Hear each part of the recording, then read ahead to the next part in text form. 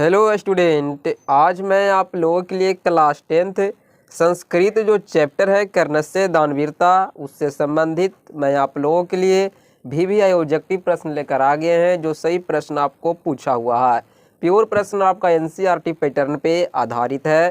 तो यहाँ पे पहला आपका प्रश्न है, कर्णस्य दानवीरता पाठ किस ग्रंथ से संकलित है?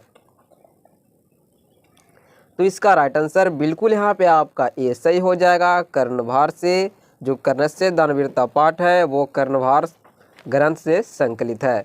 अगला आपके सामने प्रश्न है, महाभारत में किस लेखिका का उल्लेख मिलता है? तो इसका राइट आंसर बिल्कुल यहाँ पे आपका सी सही हो जाएगा, सुलभ का।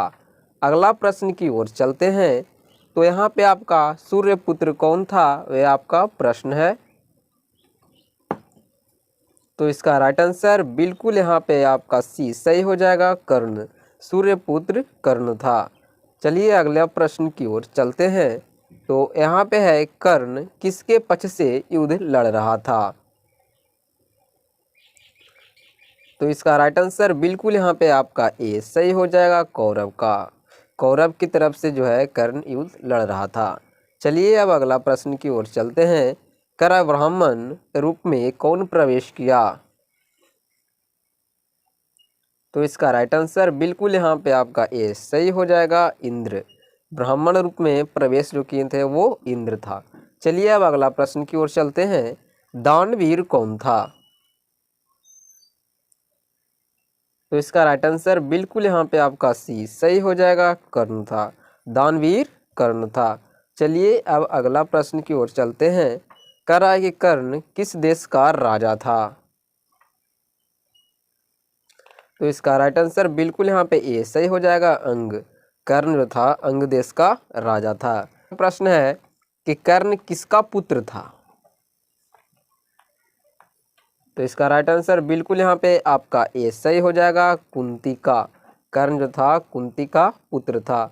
चलिए अब चलते हैं अगला प्रश्न की ओर। भिक्षुक किस वेश में आया था? तो इसका राइट आंसर बिल्कुल यहाँ पे आपका डी सही हो जाएगा, ब्राह्मण। भिक्षुक जो था जो ब्राह्मण वेश में आया था। चलिए अब यहाँ पे अगला प्रश्न की ओर चलते हैं। तो कर्णस्य दानवीरता पाठ के लेखक कौन है? बहुत ही VVI प्रश्न है।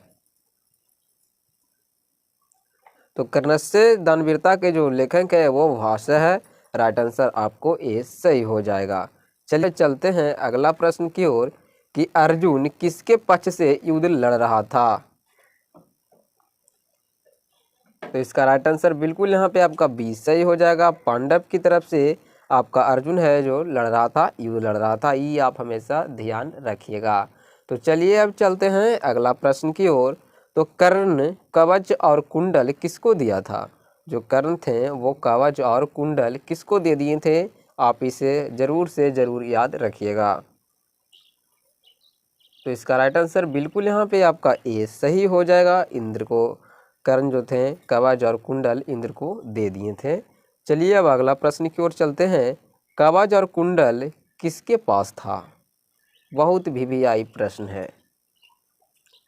तो इसका राइट आंसर बिल्कुल यहाँ पे आपका डी सही हो जाएगा, कर्ण के पास कवच और कुंडल था जो किसको दे दिए थे? इंद्र को। चलिए अब अगला प्रश्न की ओर चलते हैं। कर्ण के कवच कुंडल की क्या विशेषता थी? ये आपको यहाँ पे ऑप्शन में दिया गया है, आप इसे सिलेक्ट करिए। तो इसका राइट आंसर बिल्कुल यहाँ पे आपका बी सही हो जाएगा, उसे भेदा नहीं जा सकता है, किसी भी तरह से उसे भेदा नहीं जा सकता। ये उसकी खासियत यानी विशेषता थी। चलिए अब अगला प्रश्न की ओर चलते हैं। कर्ण ने कवच कुंडल देने के पूर्व अनंतः क्या देने की इच्छा प्रकट की? तो इसका राइट आंसर बिल्कुल यहाँ पे आपका डी सही हो जाएगा, अपना सिर। न दातव्यम न दातव्यम जो था यह शब्द वो किसने कहा था? तो इसका राइट आंसर बिल्कुल यहाँ पे सी सही हो जाएगा, सल्ले ने कहा था। तो वीडियो अच्छा लगा हो तो चैनल को सब्सक्राइब, वीडियो को लाइक और शेयर करना ना भूलिएगा।